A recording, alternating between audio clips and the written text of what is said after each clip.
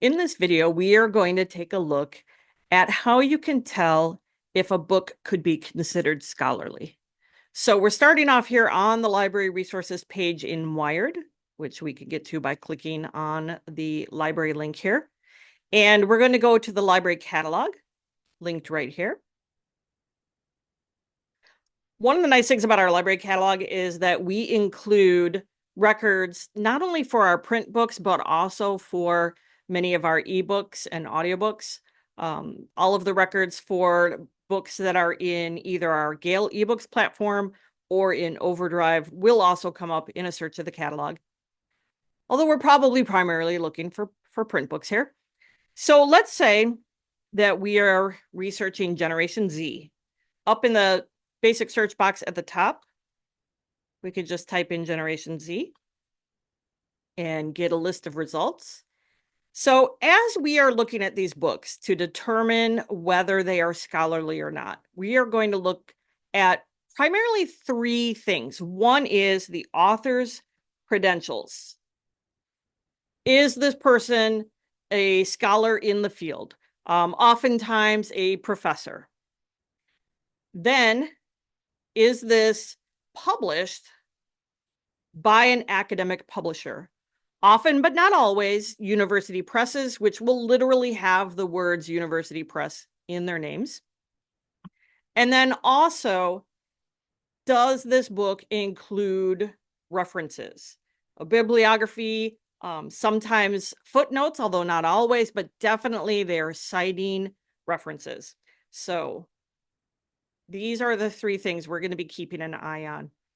So if I scroll down a little bit, this book, Generation Z, A Century in the Making, the author is Cory C. Miller. So if we don't know who that person is off the top of our head, we'll have to kind of look a little bit closer to see, does this person meet the criteria of being an expert in the field, having a higher degree in the subject area? Is this person a professor? And then the publisher, it says right here, is Routledge. If you are somebody like a reference librarian who knows academic publishers, you might know off the top of your head that Routledge is an academic publisher. You probably do not. And so what you could do is just jump to Google and put in Routledge. And oh, look, publisher of professional and academic books. There you go. It's an academic publisher. So now we've met one of our criteria. So let's go look here in this link where it tells you what collection it's in. This is going to give you more information. Sometimes it will give you information in the description that clues you into whether the author has the credentials you're looking for. If we skim this one, I don't know that it specifically says where this author works or anything. So we may have to actually look up this author. And so let's go ahead and go back to Google.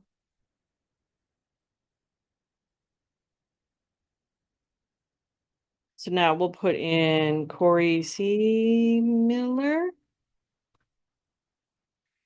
And okay, doctor. So, okay, PhD. So we know she has a PhD. Over here it says she's a professor. Okay, good. That qualifies. Now we have the credentials. We have the academic publisher. And then in the notes here, it says includes bibliographical references. Okay, there we go. We have hit all three of the criteria. I would say this should qualify as a scholarly book.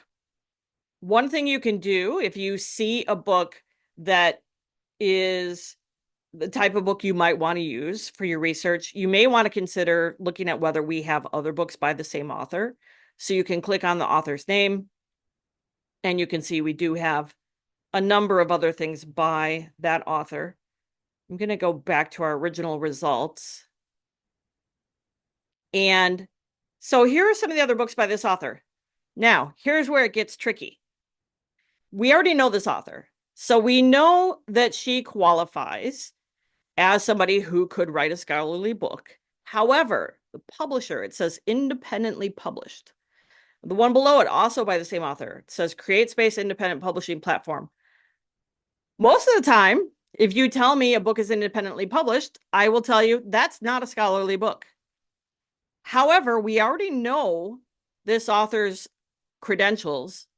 We know that this author, if we did some deeper looking into what this author does, we know that she is often considered an expert in this type of research. She has done original research related to the generations. So this is one where it's a judgment call for your instructor.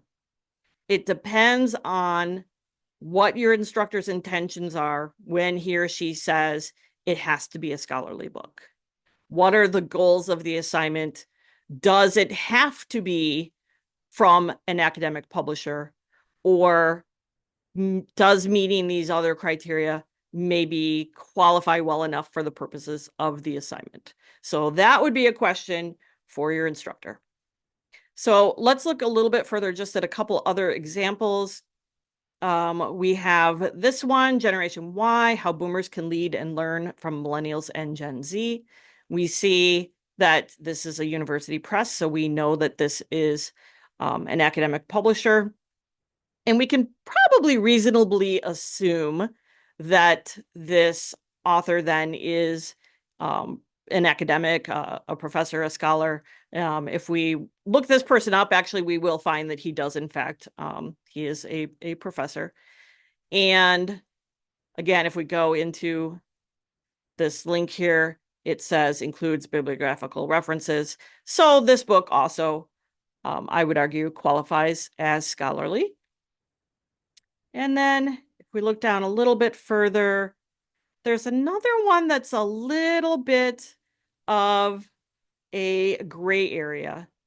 Actually, this one, Gen Z explained, meets all of our criteria, University Press. If you look into the author, you'll see that she meets the credentials. If you go in here, it will tell you that it does have the references we're looking for. But then this book, this one, if you look up the author, okay, she meets our criteria.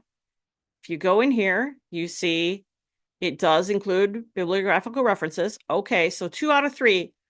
But the publisher is more of a general publisher. It is not an academic publisher. One of the things about scholarly books is typically they are written by scholars for other scholars.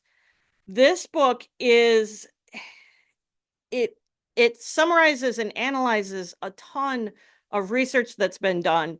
It certainly is academic focused, but it's kind of written for a general audience.